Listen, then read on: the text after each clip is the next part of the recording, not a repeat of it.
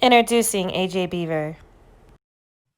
Can you tell me a little bit of who you've been able to help? Or do you help more young people, older people, men, women? Because when it comes to sexual trauma, I mean, there's so much and it shows up in so many different dynamics. It shows up in group setting, it shows up in homes, it shows up with our friends and our personal relationships. It really can show up in so many different dynamics. So can you tell me a little bit more about what kind of materials you're donating to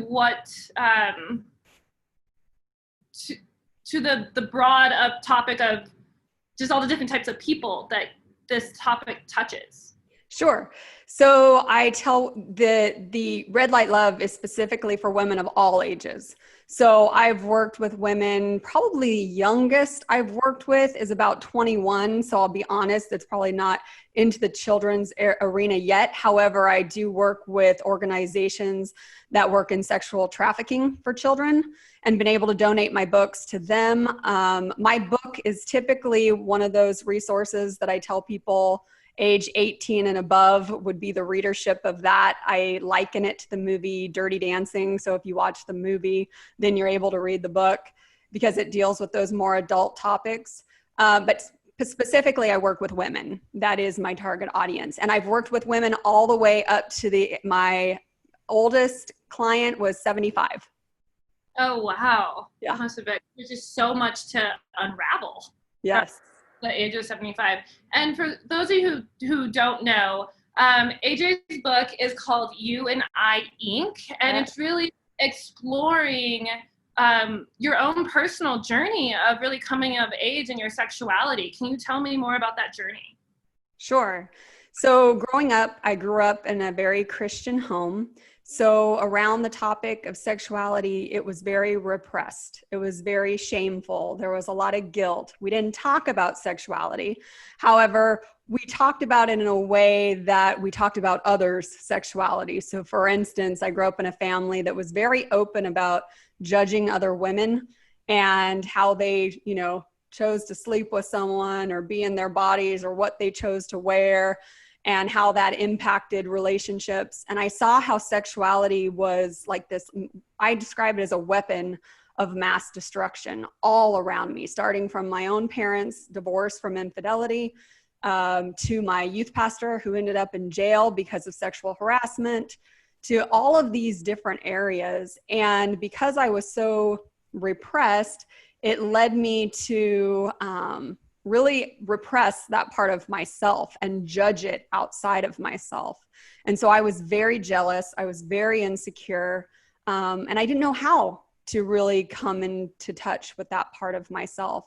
And so after I did come into that part of myself, which was through dance, I wrote the book through that kind of awakening and that realization of it really was the relationship with my own body.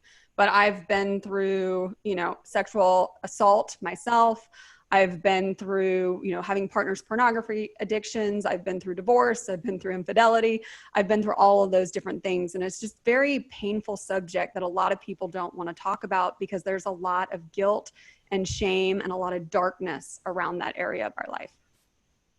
Yeah, and even just after going through so much, being able to be in your body again and having that relationship of trying to figure out your body and the world. So how are you able to navigate through that to have a sense of a relationship? I mean, you are married with beautiful children. So how are you able to kind of get through that to have a successful marriage and life now? Well, and the amazing thing about that is when I was sexually assaulted, I was actually married to my current partner. We've been together for almost 18 years. And yes, we have 2 children. And that was an experience where I hated men after that. Anybody who's been through sexual trauma of some nature, there comes this experience where I almost felt disconnected from my body is the way that I put words to it. So I felt like I raised outside of my body, and it's almost as if I was looking down on my body in the experience, and I separated from myself. And so from that point forward, all I did was have a relationship of judgment against my own body and against others. And that's what caused so much pain. So for me to come back into that relationship, like I said, it really happened in this dance class. And there was just this moment where I was looking in the mirror, and I'll never forget it. And it was like, just this huge amount of appreciation, this huge amount of power, this huge amount of love that I had kept from myself for so long. And really it was stepping into that very powerful sexual woman, because the dance itself was burlesque. It was very much about expressing my body and my, sexuality. I wasn't, undressed. It wasn't sex, but very intimate dance where I was just one with my own body. Wow. What a beautiful experience. Yeah, it was. And it has been. Yeah. So you mentioned that growing up, it was, in your family dynamic, it was like always kind of pointing fingers to other people. So how did you internalize that yourself? And then, I mean, of course, a sense of jealousy and all these things would arise, because that's all you've been kind of programmed to see, is to judge that. So how did you sort through even that experience? I'm sure it probably felt like, oh my gosh, right? Yeah, that was probably the hardest thing. So growing up in a Christian home, for me, it was like, we're supposed to love everyone, right? To love others. And I couldn't make peace with this area of life, why so much pain had been around sexuality and, my parents and all of that kind of stuff. And so there came a point where I just asked to let it go. I just knew that it wasn't serving me on any level. And so with the judgment against the other women, what I came to find is that it really showed up. So I'll give you an example. My husband is a doctor. And so at the time when we had a practice together, I was at the front desk, I was running everything, and women would come in. And this was at a stage where we were actually dating. And I'll never forget this beautiful blonde woman who was a sales representative. And every time she came in, I would just feel this like massive insecurity, massive anxiety, it just came over me, because in some ways I could feel the attraction that was going on in the room. We women are so sensitive to those kind of things. And she's beautiful, absolutely beautiful. And then this happened on like a consistent basis. These beautiful women kept showing up in my life and really just triggering that aspect of jealousy and envy and not trusting women and all of this stuff that had been a part of my childhood. And so the way I faced it was like, I just had to face it. And that was my book, it's this antagonist that shows up, that keeps showing up for a reason, to show her the big mirror of what she's repressing within herself. And that's what I was doing. I was repressing my own beauty. I was repressing my confidence. I was repressing these really powerful parts of femininity that I had repressed for so long. And once I finally integrated those pieces, or incorporated, like the name of the book, then I was able to really stand in my power as a woman and understand how that part of myself really is my power. Yeah. For people that are still in the experience of jealousy, fears, sexual assault, and really haven't found their voice yet in that, what would you say to them to try to help them find their voice again and their sense of...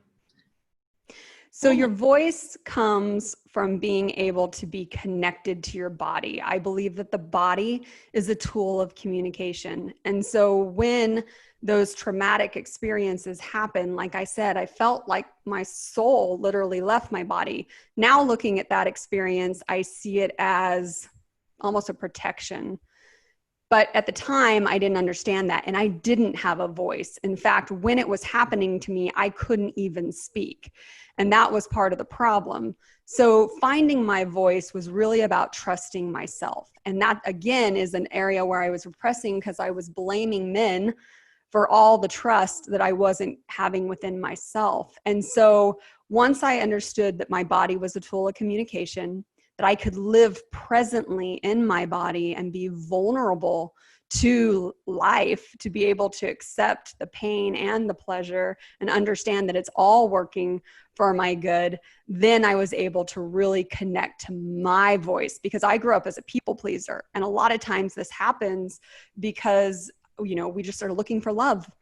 And that's exactly what had happened to me. So when we do that, we lose parts of ourselves where we really don't identify with who we are until we take a step back and have to be present in all of those situations. And my belief is that pain really holds our power. And since I've been able to really allow that in and look at that and feel that and know that it's my power and my ally, that's what allows me to really, what I call, make love to life.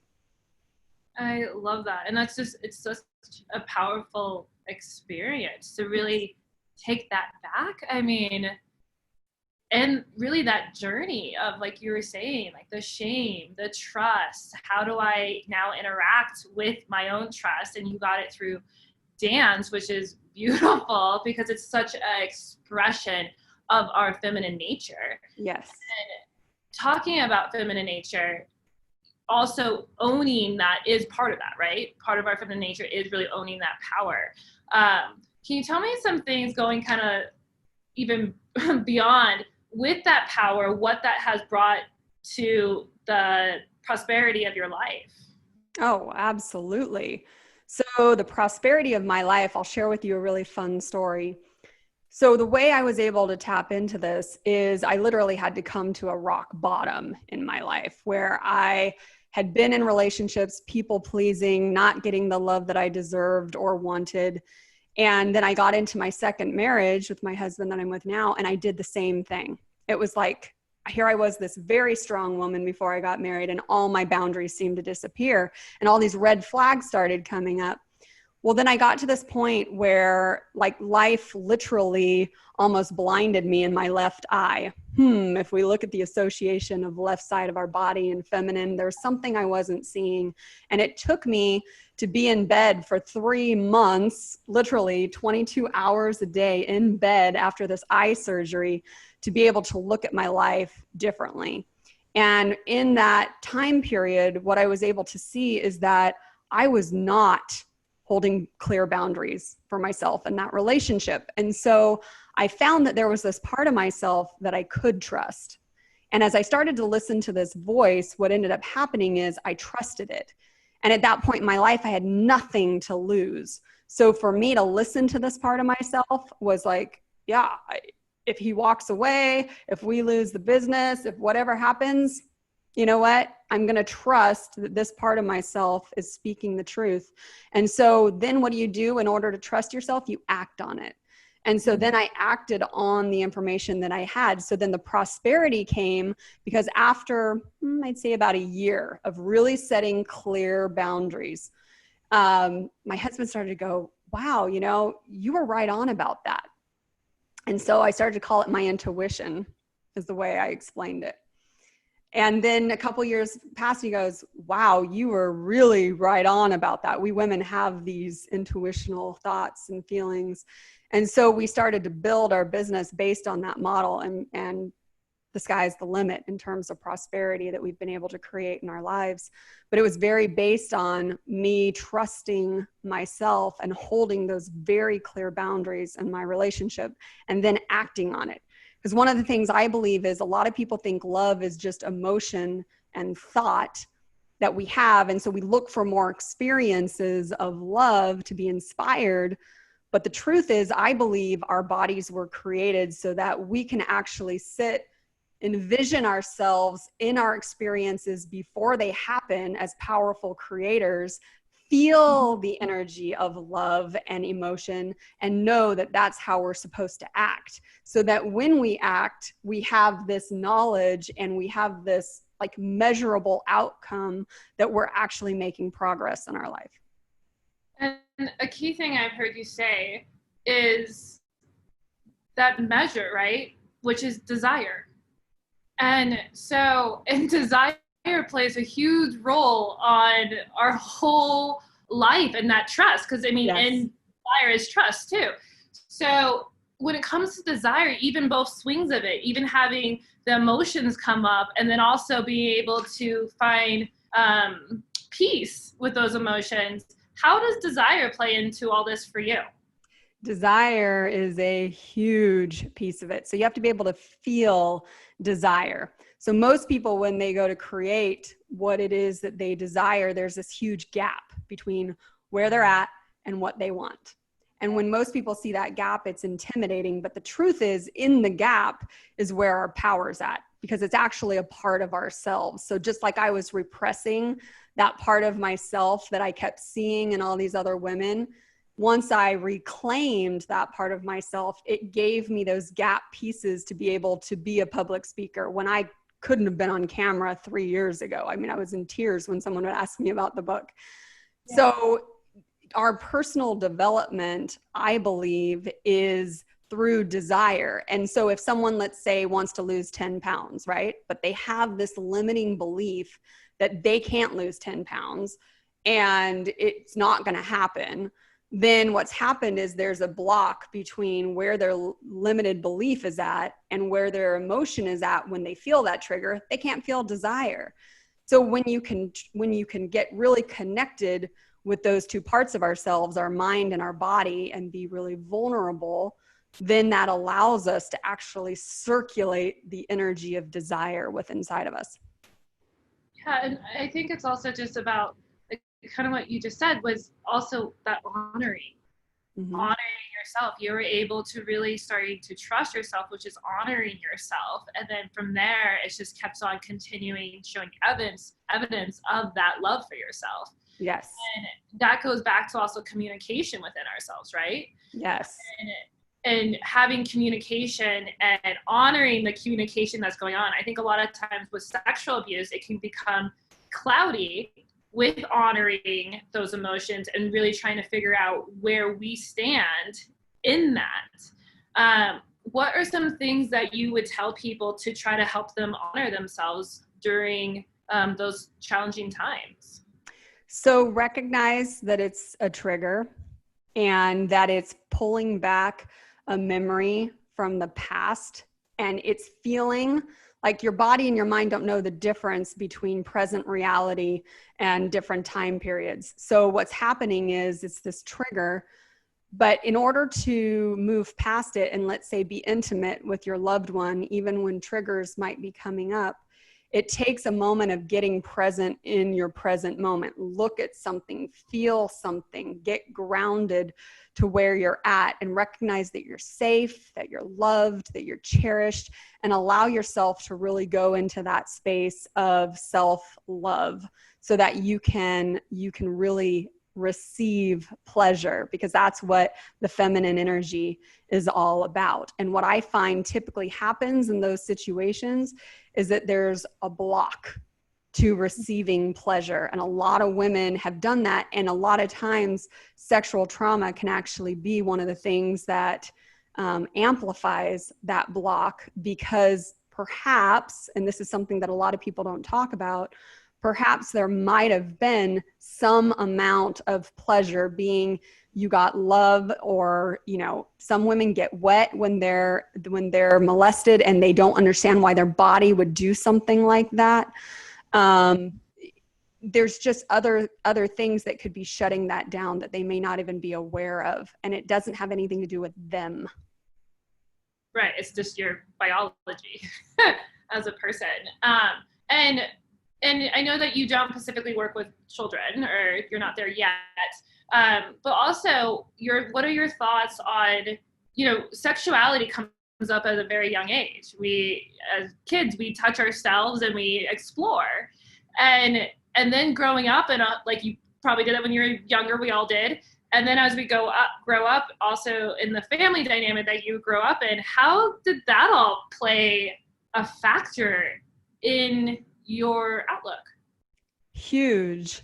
I'll share with you a fun story. So for myself, growing up very repressed, there was a moment where I was in my bathroom and I was naked and I was looking in the mirror. I was getting ready for my bath. And I remember having this moment of like loving my body and feeling really appreciative. I was very young. I was probably about 9 years old, I think, at that time. And then my stepmom walked in the door. And it was like, oh my God, like that moment of shame and embarrassment, right?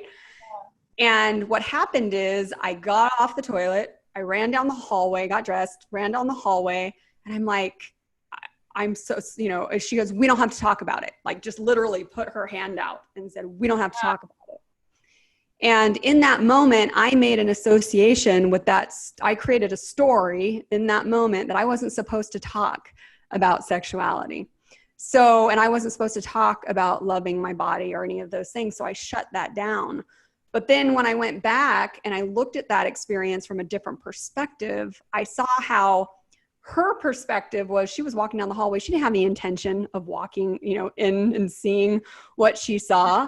And when she said, it's okay, we don't have to talk about it, it wasn't her saying, don't ever talk about it. She was like, it's okay, giving me permission. And you don't have to talk about it if you don't want to. But I made an association. And then the way I looked at it is, you know, from a much bigger perspective, if we can look at our life from more of like God's perspective, then, or this 30,000 foot view perspective of how it's all connected. When I saw that, I realized that there was a part of me that wanted to run down that hallway and talk to her about it. And that's the woman I had to go back and reclaim, or I would say the little girl I had to go back and reclaim in order to do the work that I do today. So it was all connected in my journey, because that's what I feel like I'm here to do, is help women tune into that part of themselves, because I had shut that down and repressed that for so long in my life. Yeah. And you do this by also not only your book, but also an online course, correct? Yes. Yes. So I have a course that I created called Ignite the Light, and it's basically the core levels of intimacy for women. So it teaches how to be present to your mind and your body, and how to turn that pain into pleasure, to be able to really understand that energy of desire. And if someone wanted to explore that more, how would they do that with you? So they can reach out to me. I teach that course. It's the same material. So I do it either digital, where someone can do it from the privacy of their own home and go through the course themselves, or I do it in a group where we have a group session every week and they can come in and get their questions answered and bond with the other women going through the same experience, or I do it one-on-one. Which we are showing all the links below. So if you guys want to join that group and just learn more about how you can dive deeper, and like you said, have a support group with this subject matter, with sexual trauma, please follow the link below. So I had a young lady come to me last week, and her situation is she is in a household right now with an uncle who has been sexually inappropriate with her. She's scared if she tells the wife of her uncle, I guess, what would that be? Yeah. That A, she won't believe her, and B, what will that do in the family dynamic? What would you say to her? I would say to her to, first of all, be in a safe environment. So you want to feel safe. If you don't feel safe talking to your aunt, and then it's probably not the right person to talk to.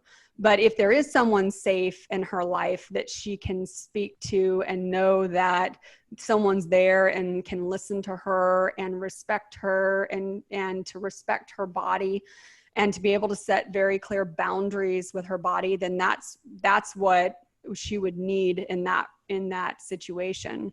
But she's going to know who that person is. And so if she doesn't feel comfortable telling someone, that's okay. Listen to that. A lot of times with sexual trauma, it can feel so heavy, right? So it's really taking that journey from feeling so heavy and not feeling heard, yes, to the opposite end, which is feeling heard and feeling light. Yes. So what are some things that you can do, or what are some things that you did to take that heavy energy and for it to become more light?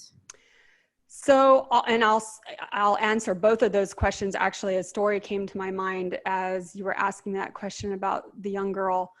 When I was sexually assaulted, it happened in a doctor's office in a massage therapy clinic.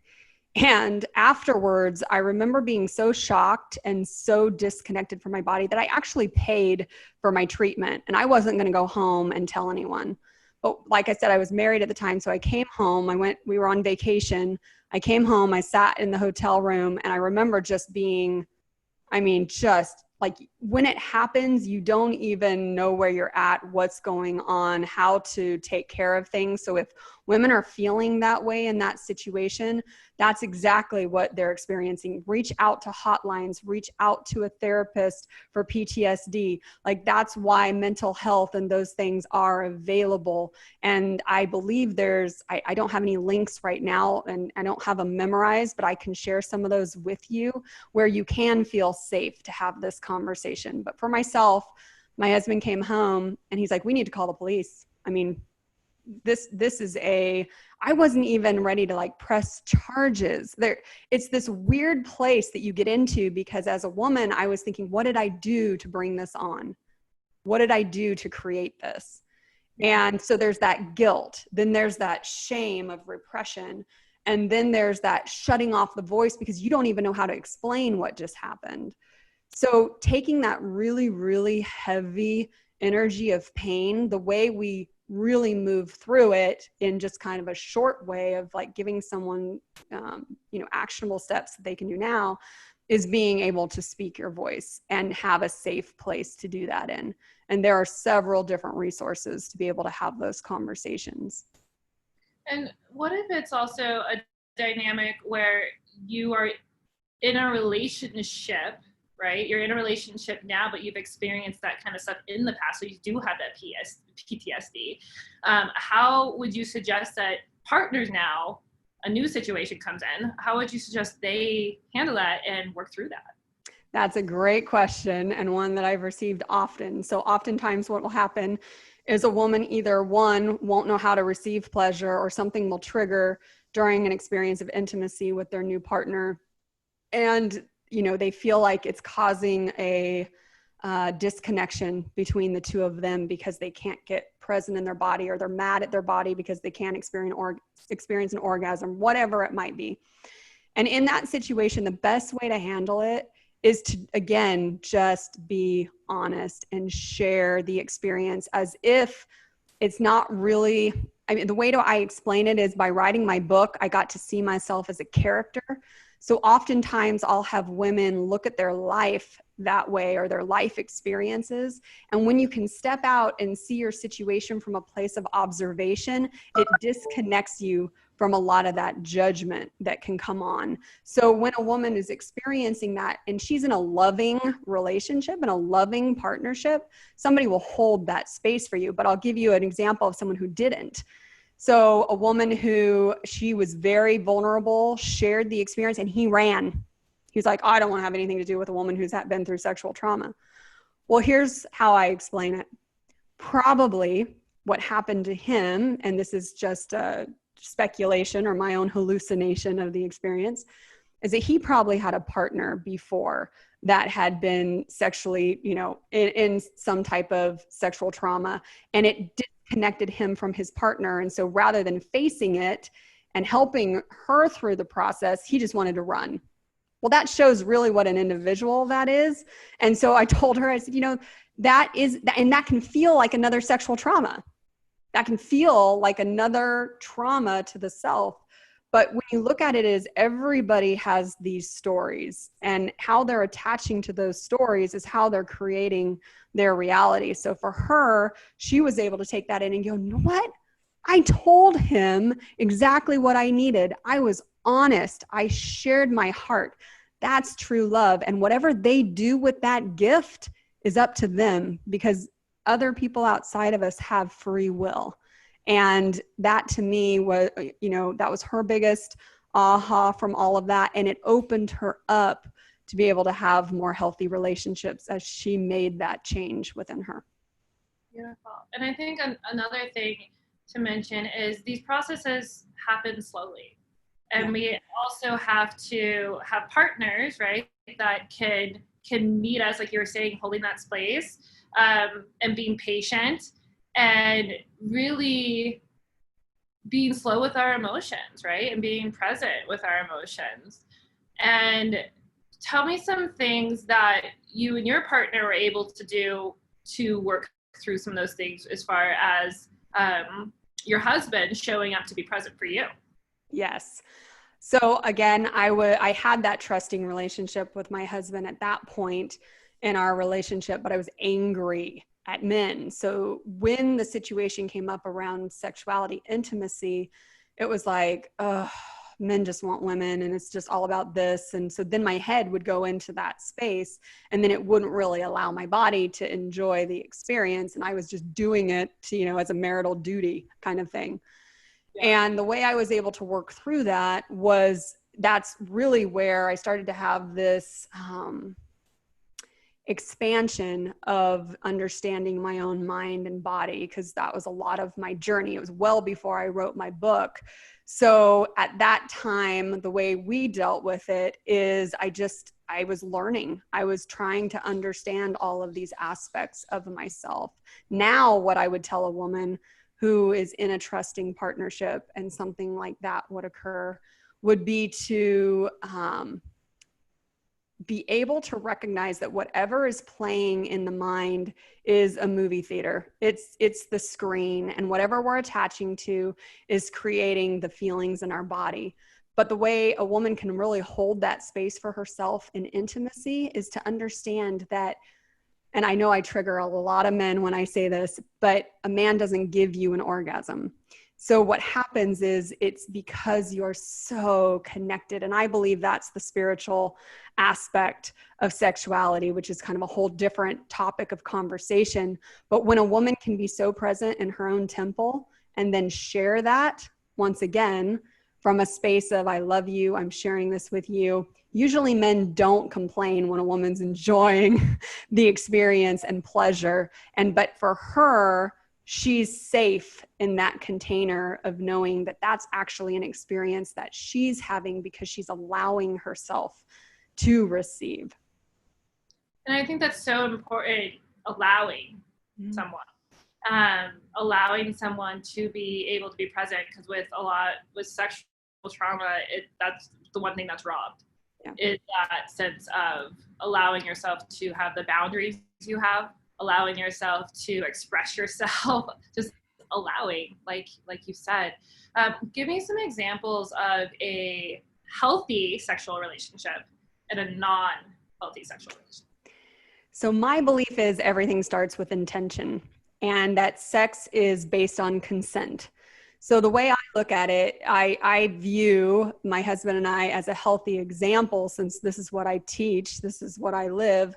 For us, when he wants to have sex or I want to, it's based on consent, and it's all about pleasure. So it doesn't matter how we get there, when we get there, at what point, both of us are going to experience that, and we hold space for each other in that. And I believe there's an element, like I said, of sexuality that's connected to spirituality. So for us, we use it as our sanctuary and manifest, tapping into the highest energy that two people can tap into, which is sexual energy. So that's healthy. Unhealthy would be more of the immature masculine and the immature feminine coming together, trying to get something out of the experience. And because the intention is based on what will you give me, then it's cause and effect, and they'll feel used.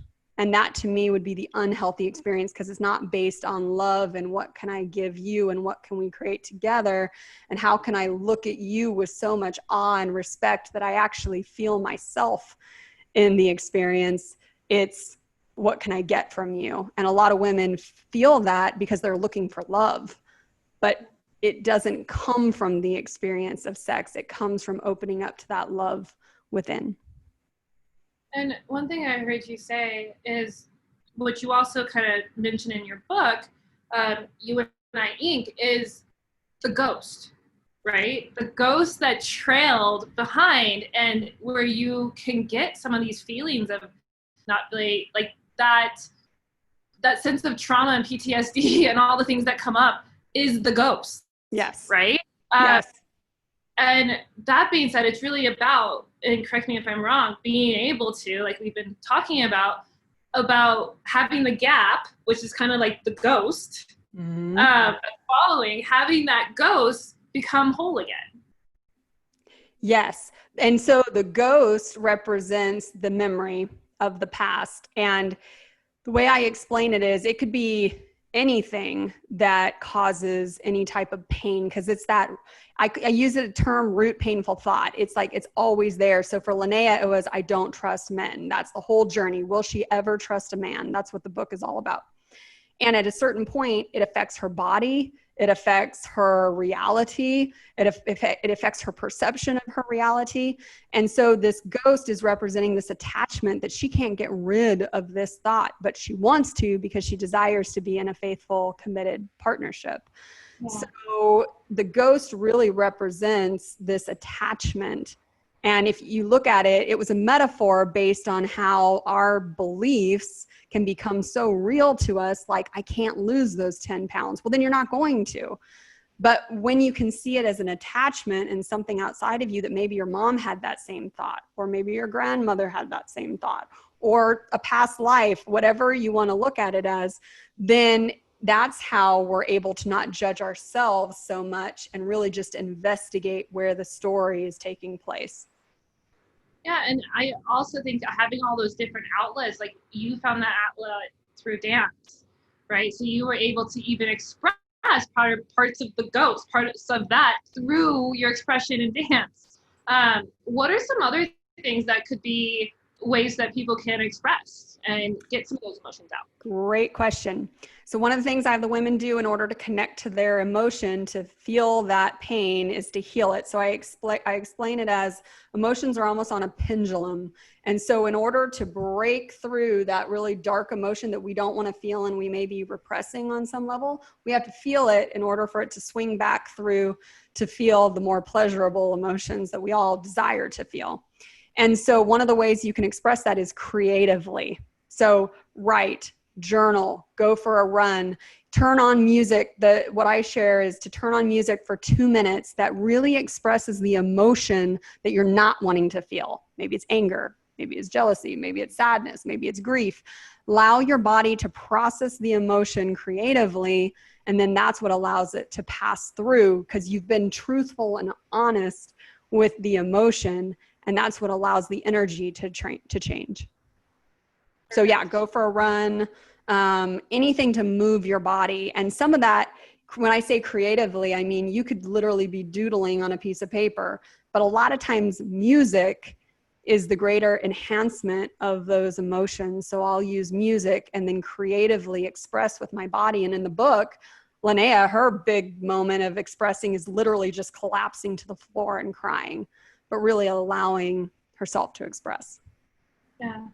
And so AJ wants to help as many people as possible. And this is why AJ is offering her book to you guys. So if you guys want to follow the link below where you can download her book for free and really start that process of healing and being in your sensations and start exploring to go deeper. Because I think that, I mean, this is such a powerful subject because, like you were saying, there's so many people that have dealt with this, and there's sexual harassments in workplaces. There are, you know, people that are your close friends that you can start developing feelings for because you're so close. Like there's so many ways that this subject shows up, and AJ just wants to help people kind of work through those issues so they can live a full life.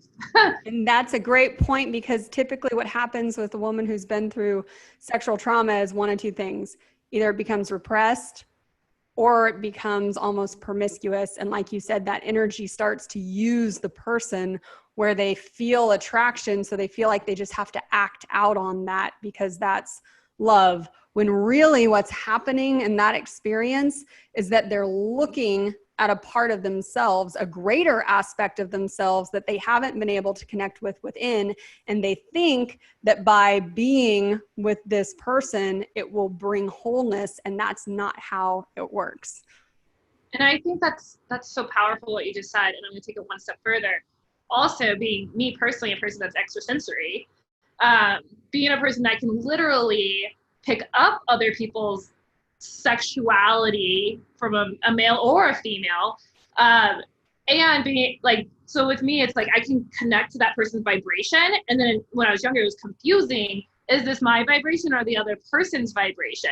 And so when you're dealing with situations like that, if you're extrasensory, because I know there's so many people out there that are, and so many people that don't even realize that they are. When that plays into your sexuality and traumas, that can be confusing because you don't know what's yours, and like you were saying, acting on certain things. So what would you say to someone who's extrasensory like me, who can pick up those vibrations, and it can be confusing if they actually want those vibrations? So, and you're talking about, let me just make sure and clarify, the vibration that you're talking about is the attraction?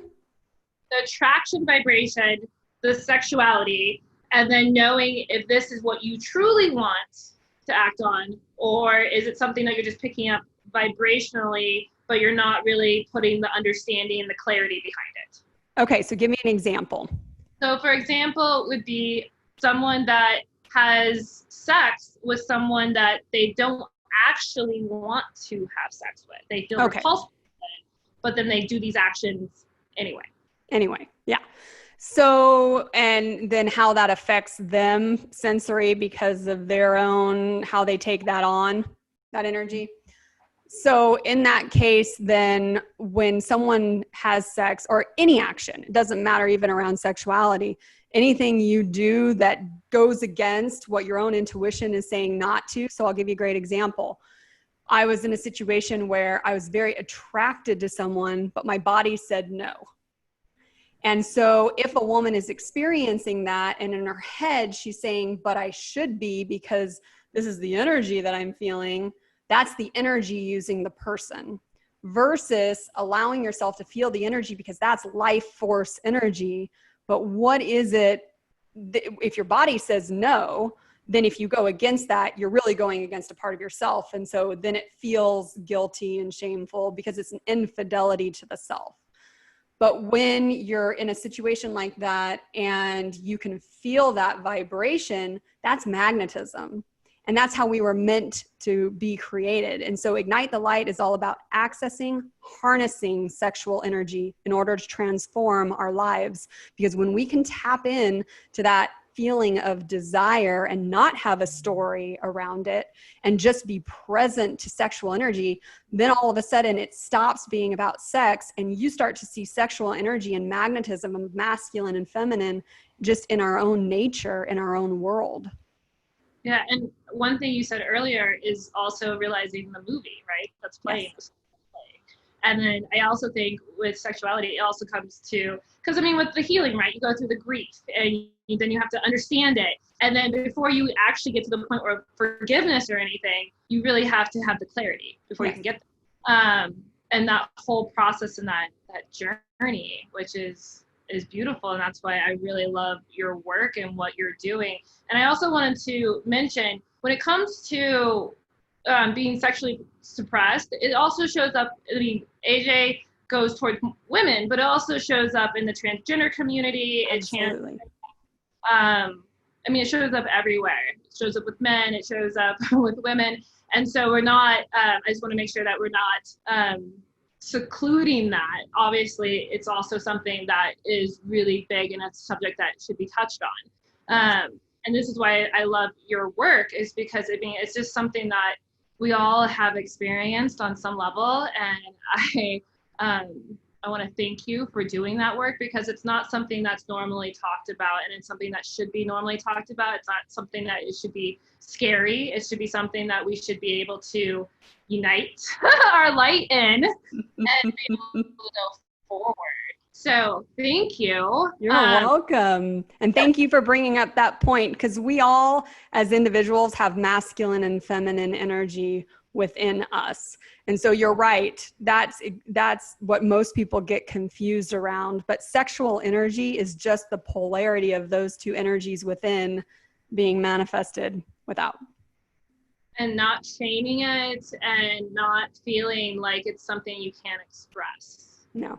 Something you can't express, and there are mature, trusted people that you can go to, that you can really start unraveling some of these desires that you've had. And AJ is a great person to go to, and you guys can also check out her course. and her book that she is offering for free to help so many people with this struggle. So I want to thank you. And so Let Love Be Your Beam is a connected community, and we really just feature people like AJ who are spreading beautiful messages of light and love to transform lives so we can all live in a sense of unity and wholeness within ourselves. Amen.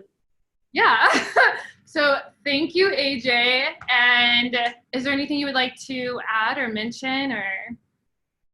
I think you covered a huge part of it, but just really, I think my biggest message to get out there is when we learn how to harness that energy. And if you follow a lot of the personal development, when you look back at the book Think and Grow Rich, Napoleon Hill, you look at our Bible and you look at, Song of Solomon, desire and that sexual energy has been around forever. And when we learn how to harness that, we can take our consciousness and our creation and to a whole new level.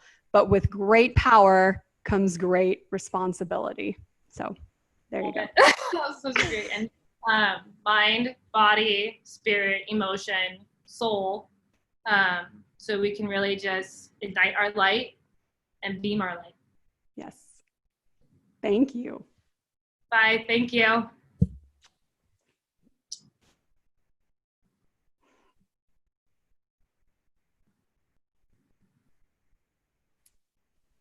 you still hear me, Bo?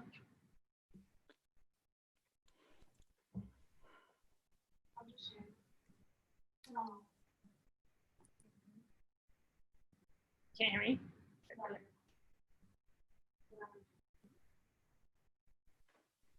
Oh, I should have mentioned the whole Barnes & Noble thing with her book. Like where it's featured.